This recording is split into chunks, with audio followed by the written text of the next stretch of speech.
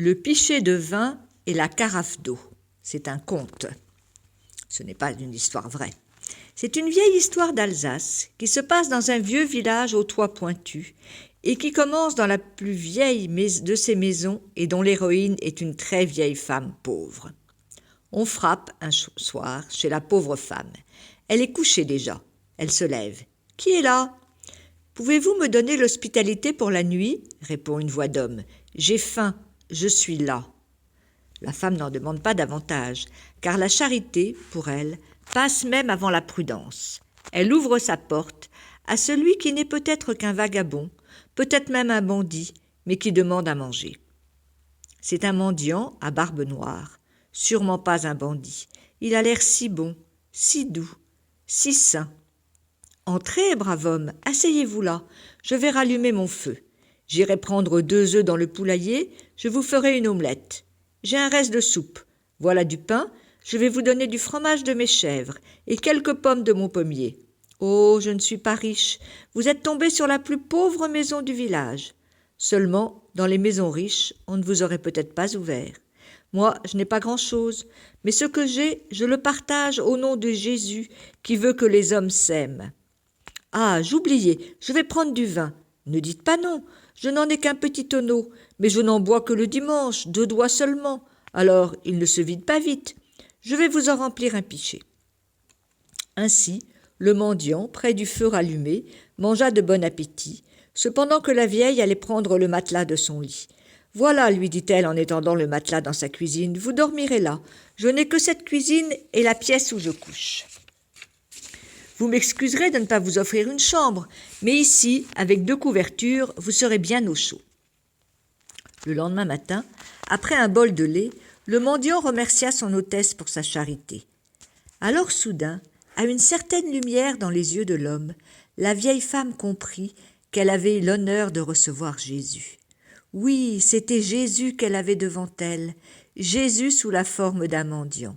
« Je te remercie, dit Jésus, et je bénis la première chose que tu feras. Tu en auras grande abondance. » Puis il partit. La vieille femme était affolée de bonheur, non point à cause des promesses qui venaient de lui être faites, mais parce qu'elle avait eu l'honneur de recevoir Jésus sous son toit. La première chose qu'elle fait, c'est d'aller vider à la cave, dans le tonnelet, le reste du pichet de vin.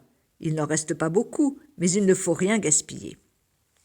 Elle verse donc le vin dans le tonneau, le verse encore, mais le pot ne se vide pas. Non, il ne se vide pas, il verse toujours du vin rouge glougloutant. Qu'est-ce que ça signifie ? Voilà que le tonneau est plein. Heureusement, à côté, il y en a un autre vide, et le pichet verse toujours du vin, et le second tonneau se remplit. Plus de place pour le vin qui coule toujours. Tant pis, elle relève le pichet, il est plein. Et jamais il ne cessa d'être plein, jamais de se vider dans des tonneaux que la vieille femme achetait vides par douzaines à la fois et qu'elle revendait pleins par douzaines à la fois. Que de vin, que d'argent. Jamais dans le pays marchand de vin n'avait autant vendu de vin, et de si bon marché. Bientôt, personne ne fut plus riche que la vieille femme, qui n'était plus pauvre.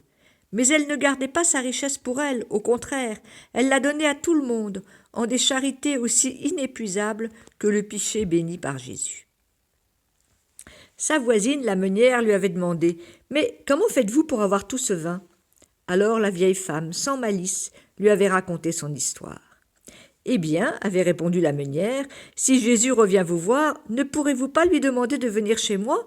Je lui offrirai bien volontiers l'hospitalité. » Entendu, dit la vieille femme, qui ne pouvait jamais rien refuser à personne.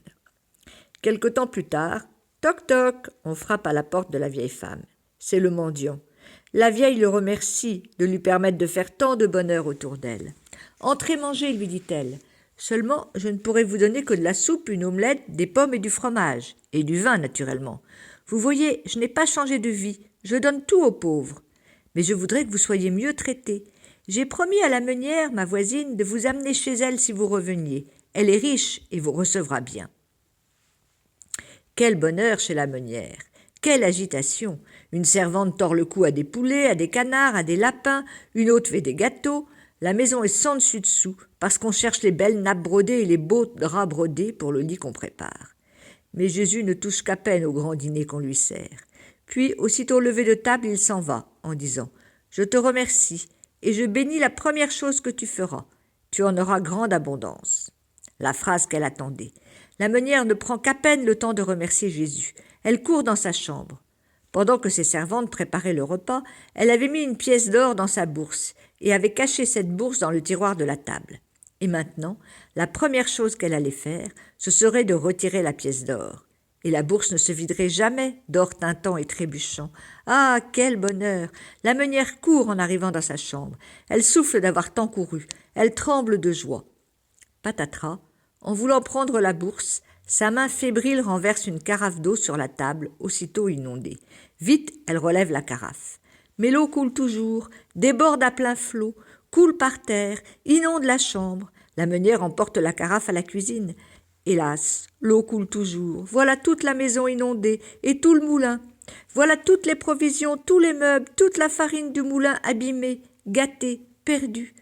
Dans le jardin, la carafe coule, plus que jamais. Le meunier casse la carafe. Mais chacun des morceaux continue à fabriquer de l'eau. C'est bien pis. Toutes les récoltes sont perdues. Les arbres se déracinent. Le village est menacé par les flots. Tous les gens du pays se mettent à pêcher dans l'eau qui monte les morceaux de verre et vont les jeter dans le Rhin. C'est depuis ce jour-là que le Rhin est un grand fleuve.